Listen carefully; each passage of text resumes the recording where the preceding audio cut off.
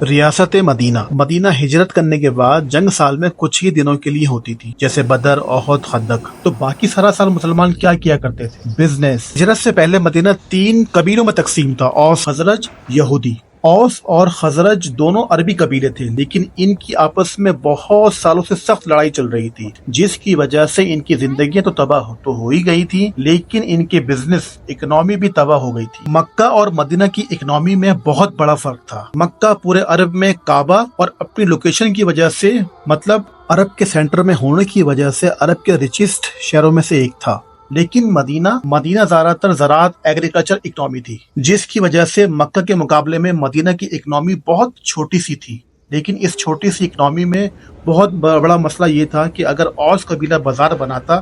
تو خزرج وہاں سے کوئی چیز نہیں خریدتے، اور اگر خزرج بازار بناتا تو اوس بھی ایسا ہی کرتے۔ یہودیوں نے یہ لڑائی دیکھ کر اس کا سب سے بڑا فائدہ اٹھایا اور مدینہ کا مین بازار اپنے علاقے میں بنایا تاکہ مدینہ کے سارے لوگ اس بازار سے سامان خریدیں، جس کی وجہ سے مدینہ کی ساری اکنامی یہودی کے اس بازار سے چلتی تھی، اور مدینہ کا سارا کنٹرول صرف یہودیوں کے پاس تھا، اور وہ ہمیشہ کوئی نہ کوئی سازش ضرور کرتے تھے کہ عربیوں کی آپس میں یہ جو لڑائی چل رہی ہے یہ کبھی ختم نہ ہو، کیونکہ یہودیوں کو پتا تھا کہ اگر اوس اور خزرج کی لڑائی ختم ہو گئی تو ان کی اکنامی ٹوٹ جائے گی۔ رسول اکرم صلی اللہ علیہ وآلہ وسلم جب مکہ سے مدینہ ہجرت کر کے آئے تھے تو ان کے ساتھ صرف غریب صحابی نہیں بلکہ کچھ امیر اور بزنس مین بھی تھے، جس میں ٹاپ آف دا لسٹ حضرت عبد الرحمن بن عوف رضی اللہ تعالیٰ عنہ اور حضرت عثمان بن عفان رضی اللہ تعالیٰ عنہ، جو مکہ کے امیر ترین لوگوں میں سے ایک تھے، اور ان لوگوں نے مکہ میں اپنا سب کچھ چھوڑ کر مدینہ ہجرت کی۔ آپ صلی اللہ علیہ وآلہ وسلم کے ساتھ جو لوگ ہجرت کر کے آئے، ان کے پاس نہ رہنے کی جگہ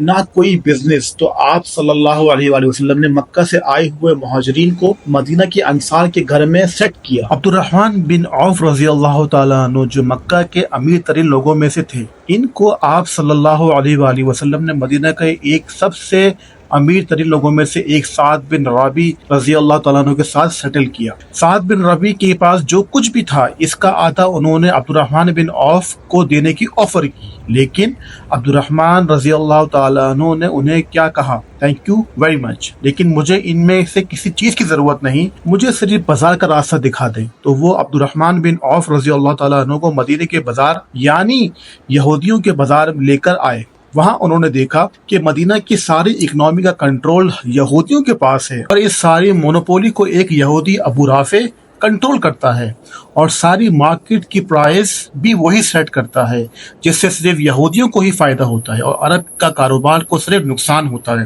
آپ صلی اللہ علیہ وآلہ وسلم نے مدینہ آ کر دیکھا کہ یہودیوں نے پوری طرح مدینہ کی مارکیٹ اور اکنامی کو کنٹرول کر رکھا ہے، اور وہ بھی 3 طریقوں سے: مارکیٹ، سود اور انٹرٹینمنٹ۔ مارکیٹ مطلب مدینہ کی واحد مارکیٹ یہودیوں کے کنٹرول میں تھی۔ سود، مدینہ کے عرب بہت زیادہ سود اور قرض میں دبے ہوئے تھے، کیونکہ اسی طرح وہ عربوں کو ہمیشہ اپنا غلام اور کمزور رکھتے تھے۔ انٹرٹینمنٹ، یہودیوں نے عربوں کو ناچ گانے میں پھنسایا ہوا تھا تاکہ ان عربوں کو احساس نہ ہو کہ ہمارے ساتھ کیا ہو رہا ہے۔ مدینہ میں شراب کا کاروبار ہی پوری طرح یہودیوں کے کنٹرول میں تھا۔ ہجرت کے بعد ایسا ہوا کہ موسٹلی مدینہ مسلمان ہو گیا، تو پھر نبی صلی اللہ علیہ وآلہ وسلم نے اس اسٹائل کو پورا 180 ڈگری تبدیل کرنا شروع کر دیا، مگر یہودیوں نے مسلمان تاجروں کو بھی سود میں پھنسانے کی کوشش کی، مگر قرآن میں سود کو پھر حرام قرار دے دیا، اور مسلمانوں نے اس کے بعد یہودیوں سے سود لینا بند کر دیا۔ سود نہ لینے کی وجہ سے مسلمان یہودیوں کے قرضے سے آزاد رہے، اور مسلمانوں کی آہستہ آہستہ طاقت بڑھتی رہی۔ پھر اسلام میں شراب پر بھی پابندی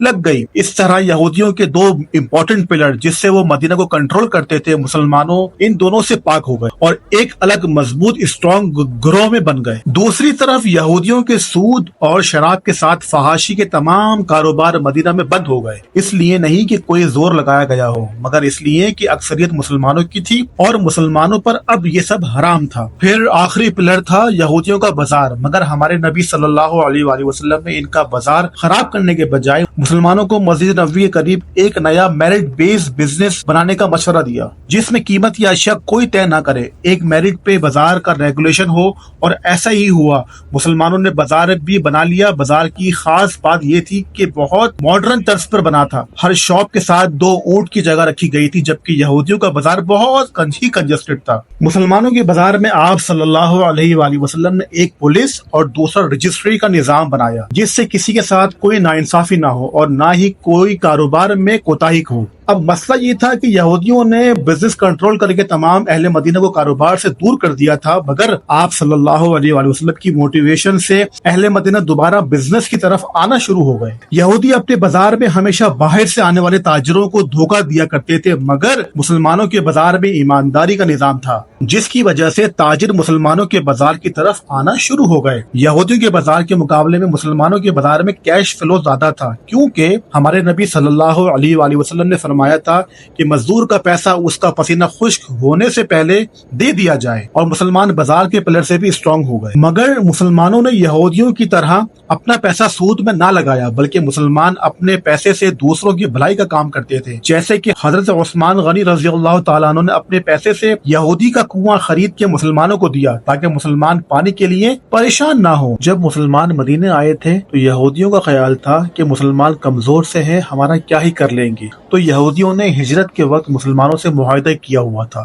کہ ہم مسلمانوں کو کوئی نقصان نہیں پہنچائیں گے اور مدینہ کی حفاظت مسلمانوں کے ساتھ مل کر کریں گے۔ مگر یہودیوں کو یہ بات پسند نہیں آ رہی تھی کہ مسلمان ان کی اکنامی میں ان سے زیادہ اسٹرانگ کیسے ہو رہے ہیں۔ اسی وجہ سے یہودیوں نے کچھ ہی سالوں بعد ہونے والی غزوہ خندق میں مسلمانوں کے ساتھ کے بجائے معاہدہ ختم کرتے ہوئے مکہ سے آئے ہوئے جنگ کی قافلے کا ساتھ دیا، اور وقت کے ساتھ ساتھ اللہ پاک نے مسلمانوں کو قوت بخشی اور معاشی طور پر مسلمان ایک اسٹرانگ اکنامی بن گئے۔ حضرت عمر رضی اللہ تعالیٰ عنہ کے دوران خلافت میں جب پرشینز اور رومن امپائرز کو مسلمانوں نے فتح کر لیا تو مسلمان دنیا کی اسٹرانگسٹ اکنامی بن گئے۔ مدینہ کا بازار دنیا کا سب سے کلین اور اسٹرانگ بازار بن گیا، جو کہ ایک بہترین ریگولیشن کے ساتھ چلتا تھا، اور مسلمانوں کی حکمرانی دنیا بھر میں قائم ہوئی۔